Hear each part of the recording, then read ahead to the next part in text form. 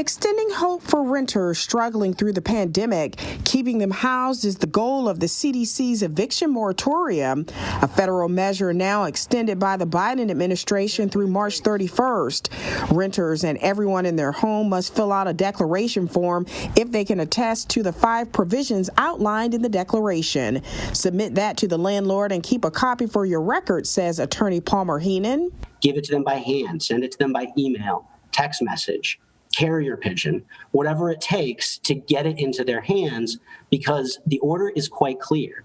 A landlord who receives that declaration from their tenant is not permitted to take any action to obtain possession, to evict the tenant from that dwelling.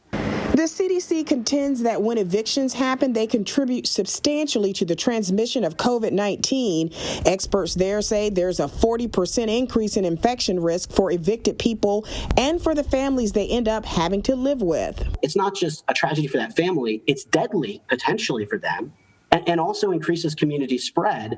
So it increases the likelihood that other people in our community will get COVID. And that's the whole reason that these CDC eviction protections have been put in place. Heenan says the hope is that the extension of the CDC eviction moratorium order will buy renters more time to get connected to the Virginia Rent and Mortgage Relief Program so they can get caught up on past due rent and landlords can recoup their money. Both tenants and landlords should know that everyone is working as hard as possible, as quickly as possible, to make sure that tenants are able to stay housed and landlords are able to get the full amount that tenant owes. Rent, late fees, what have you. That's the goal of the Rent and Mortgage Relief Program. If you need assistance from the Virginia Rent and Mortgage Relief Program, you can apply by calling 703-962-1884. And if you need to submit a CDC declaration form to your landlord, you can go to WTVR.com and we'll post a link.